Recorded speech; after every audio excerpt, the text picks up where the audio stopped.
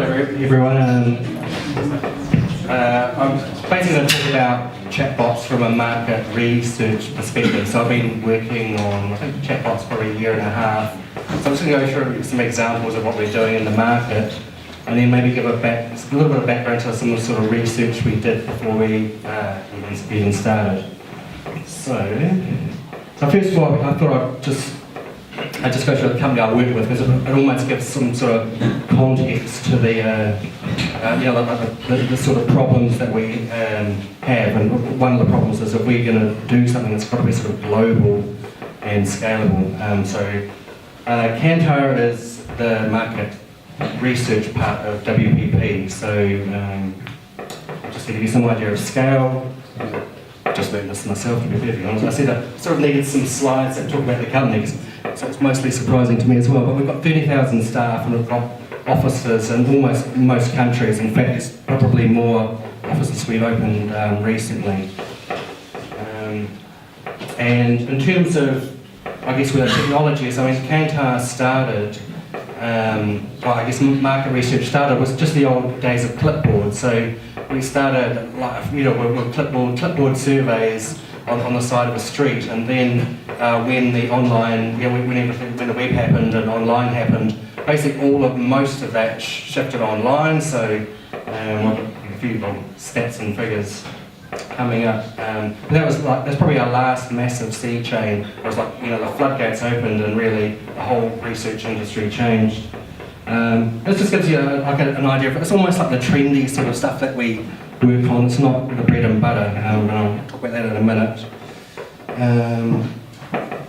We do stuff with virtual reality, we do a lot of stuff with augmented reality, but all reasonably niche. And I guess chatbots is just sort of entering the market research scene at the moment. I guess the most important number, I think one reason why this whole, chat space is of interest, because it really sort of gels with the whole market research ethos. So, currently through surveys, we put it down, we're doing 80 million, we survey 80 million people each year. And I'd call those, they're described here as conversations. I mean, really they're surveys, but the way I see it, in the near future, that's going to be 80 million conversations and not 80 million surveys. So in terms of trying to sell the whole chatbot thing within the company, I think the first thing, everyone's seen these sort of slides about how popular messenger clients are and how they're growing, and they're in most markets. So, and 90% of time on the mobile is spent in some sort of messenger client, whether it's SMS or Facebook. The first proposition really is, let's move research from surveys and these sort of funny online platforms. I shouldn't say this, I'm not sure there's any market researchers out there, but really moving research off these funny platforms where we ask the same question 100 times in 100 different ways until we've annoyed everybody. It's really trying to transform that into something that's faster and sleeker and more intuitive and shorter, but also bring it into a format that people use every day. So that's where there's a lot of opportunity.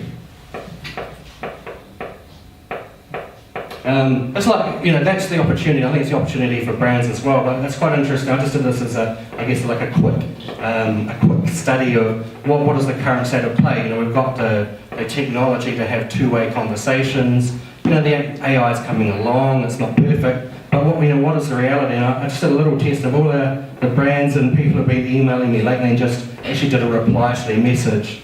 And I think without fail, you get some sort of system error or administrator error, or I don't know. Some of it looks quite scary. I thought someone would come around and beat me up or something. If I sent them a reply to one of their mails. But it's got to be the past, really. If your customer wants to get in contact with you and ask something, you should respond. So it looks a bit rude. It's like someone, I don't know, if you imagine this in real life, if you were talking to someone and it's it's just a one-way conversation and you just sort of I'm not interested in your response.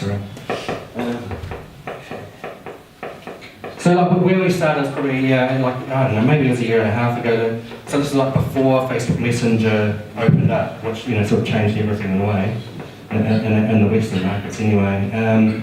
We started really looking at what, in terms of digital assistants, what value or where should the brands be in the space. So we did a whole lot of focus group stuff, and we brought people in and we ran people. This is Siri and I think it's just called Google Voice. Through a whole lot of brand-related tasks, and really just to see how people fared and what responses, and some sort of classic things from the early research. I mean, one was someone who'd used Siri once, didn't understand them, and they'd never been back. So when we interviewed them, it was the first time they'd used Siri in 2 years, and they go, wow, that's quite cool. It's way better than it was. But I think the lesson there is like not over-promising. I think when Siri came out, it was like this AI thing, which it wasn't. So if you set a high bar and you fail, I guess the lesson is that a lot of people just don't come back. The other things are just classic. People would have to say, well, I've got to adjust the way I talk. We had people where English was a second language and it just wouldn't work at all. So I guess all those sort of lessons.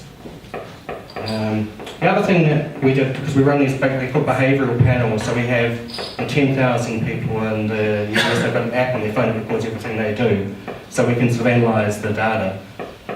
So one of the things I looked at, I couldn't access, like Siri data, a little bit of it, Siri or Google search data, but what I could do is look at mobile search and what people were doing. And so on this app, we're able to see for 10,000 people, looking at these sort of like moment type questions, like how do I do this or how do I fix that? All those sort of questions you'd imagine an assistant would want to answer. So we looked at the data and just looking at measuring how do I. So one of the things was like sort of weird but very clear. A lot of the searches were people like they own a Samsung device and they're searching Google about how to use their Samsung device on their Samsung device. And I think it's just a classic missed opportunity where Samsung was ceding all its customer relationship to a search engine and not being part of the conversation.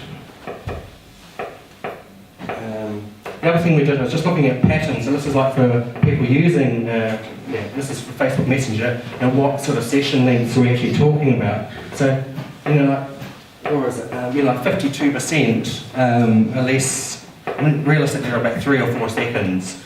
An individual session went really, really fast. So that's half the time.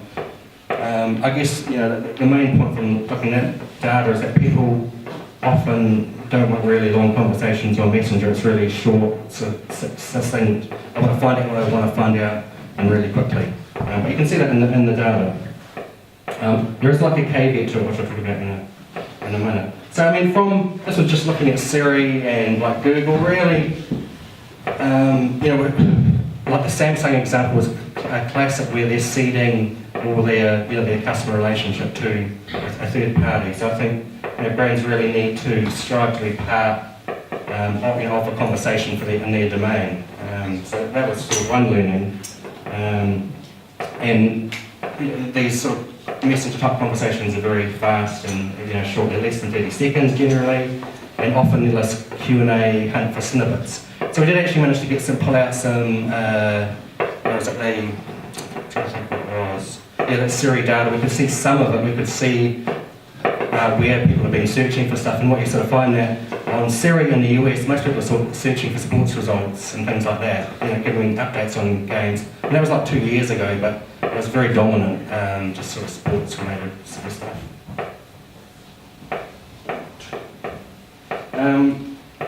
I guess this is like the third experiment before I get onto chatbots, was really looking at, just that, again, sort of advice for brands, was really just looking at the conversational data you've already got, before you start into it. So we actually looked at, it was about 3 years ago, all the Facebook posts for the main UK supermarkets, and really just sort of analysed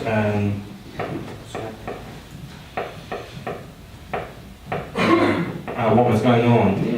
Sorry. But the main thing was quite interesting. Again, you can see like the main cost overhead. You could see, I think it was 3 years ago, but Christmas Tesco obviously had like a social media team. So what the sort of the chain refers to as like the variety in conversation. So what you can see is that Tesco had a large social media team, but what that was generating was a huge variety in conversation. So really increasing the overhead and using humans to manage social media extremely expensive, and you're going to do it really well. But I guess this is just more stuff showing that, for these supermarkets, 26% of people post to their brand, and this is like public data, and like no, they were unanswered. And another 22% was just like a one-two conversation. Just showing where AI and things can sort of creep in and make these things better. So like where we started, I guess when Facebook opened in April, was when we really started to pay a lot of attention in market research land. So initially all a brand could do was like, I think it's called AEO, was answer engine optimization. You can use like the metadata in your Facebook pages to try and make it look like something Google picked up in terms of question and answering. So I mean that's still possible and stuff that should be done, but the brand is not part of a conversation. And again, just like that Samsung example, they're just going to see that relationship and that data, which is like like there's literally a gold mine, that data, and you're seeding it to someone else. So I want one version. This is like T-bot. This is like one of the first we did for one of our clients, and it's really just looking at a specific, a specific market and a specific problem. And what we've sort of found is that of the methods we've tried everything in terms of getting these chatbots to work, from like going from the panels and sending links out to launch chatbots to like QR codes and all sorts of things. What we found is that if you want to have a messenger type conversation with someone, you're better off just to find them on Facebook, because it's way more successful, and it scales. The scale is just vast. So like traditionally in market research, we might take weeks to talk to several thousand people on a given topic, whereas Facebook is just ridiculously fast. We might talk to 1,000 people or 3,000 in a day. And this is one example. Here's like a terrible disaster. This is like the first one, but a disastrous example. Basically, I was handing out $5 coupons in the States for people who are going through the survey, Amazon vouchers. I didn't really have a block on it or anything, so I thought, because it started off really slowly. You can see with Facebook advertising, it's almost like they test you out a little bit just to see if your ad's gaining traction. And you think, I'll get around to coding that thing, it'll stop the vouchers a little bit later. And then you can see it literally just takes off. And that red line is where I saw it, because I had the notifications on my phone, just going, just it's like, So like that's where I turned it off, and you can see that massive spike. It's quite common for Facebook. You start off with like chronic disappointment that your campaign has failed, and for whatever reason, once it's comfortable with what you're doing and customers are interacting and happy, they just ramp it up, and away she goes. And I guess for what we're going to do is that's a huge amount of traffic. If a brand's got a problem and we find something they're interested in, or I guess a business problem, we can tackle it, launch it, and we can talk to 1,000 people about it within a day. I mean, realistically, we're aiming for 10 days at the moment, but it's just the scale that messenger gives you. I guess the other proposition that everyone talks about is AI. So we use AI in about, I guess, 3 different ways. So I hope I've forgotten the third one. I can give you the 2. So the first one is just making conversations more seamless. So again, back to those horrible surveys that try and do your head in by asking the same thing in 15 different ways. With AI, we can have a better read of what they're trying to say and do really subtle sort of, probing on what they're talking about. You can pick up a sentiment, and you can ask different questions, and if they're getting annoyed, you can change and move on. So you can do quite a lot of things to make it feel intuitive. The other thing that you can do is use those tools, just really simple stuff to make it more attractive, like oh dear, well that's great, and things, those little, like emotional appends that you can add to a conversation, but really brings it to life.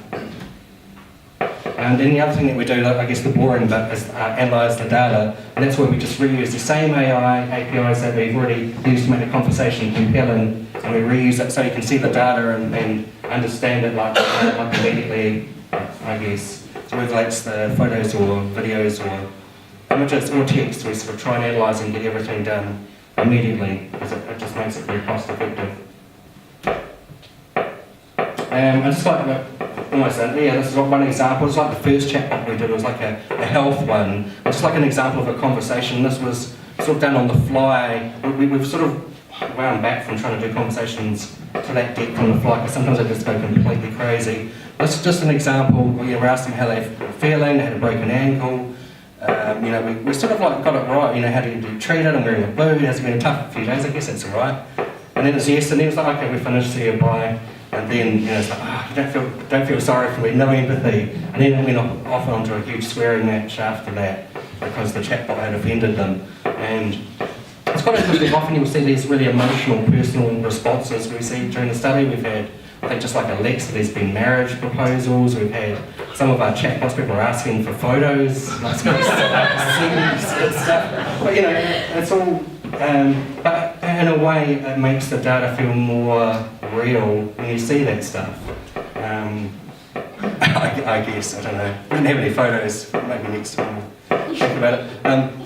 The other thing that we did, just on this conversational depth, so here we've gone, the way we sort of look at it is in layers, so this is going down like 4 layers, and then after that it just goes completely crazy. But what so we've sort of gone all the way back to, we'll never have a conversation deeper in 2 layers before we move on to our next sort of like structured question. But what we really want to do over there is just open it up, because all our clients, I think, they're really after the outlier. They're trying to find the things that they don't know. And just this example here is sort of uncovering all sorts of stuff you would have never found out if you didn't take some sort of risks with your AI. So for us, it's going to be a real focus like midway next year, really to get these conversations, I guess, more open and more flow. And just on that point where it was like, these conversations are brief and succinct, but what we also find is that conversations can go for hours on Messenger. So with that health diary, like people would pick up the chat 16 hours later and just, start off and carry on as if nothing had happened, and it's sort of like quite a common sort of behaviour, which is like really interesting for us, and really interesting for brands being able to have those really sort of asynchronous, relationships with the customers. So massive potential there. And as far as just give you some idea of scale, currently probably quarterly we're running 50 or 60 chatbot studies globally, and we're sort of hoping to maybe like 1,000 or so by the end of the maybe 1,000 to 2,000, we don't know yet, depending on how things work out. So we're getting really good scale, but just like I was saying before, with the challenge as far as it's global, we've got to do things globally. So often that means, you've got to do Facebook Messenger, we want to do South Korea, and then we're going to use, I think it's called Kakao Talk or something. Then we've got to do Japan, and that means we've sort of got to do Line, and then, and we need to add China, and then we've got WeChat, and then maybe Russia, and then some people are using VPN to use Facebook Messenger. It's just actually quite complex to get these things rolling globally. And the final point I don't really say much about voice. It's something we are investigating. One of the big reasons is because we want to talk to, I guess, people about consumer goods and whatever brands want to talk to people about. But in a lot of markets like voice, where there's low levels of literacy, voice is a massive option, a massive market for us, and something we'll be exploring. Again, over the course of this year, we're doing quite a lot of work with Google and Alexa, but very early days. But, that's what we're sort of working on. I think there's great potential. It's really just about, for us, it's like almost like the old style of market research where we're talking to people one-on-one and less, through like these sort of like impersonal web portal type conversations. Yeah. Thanks.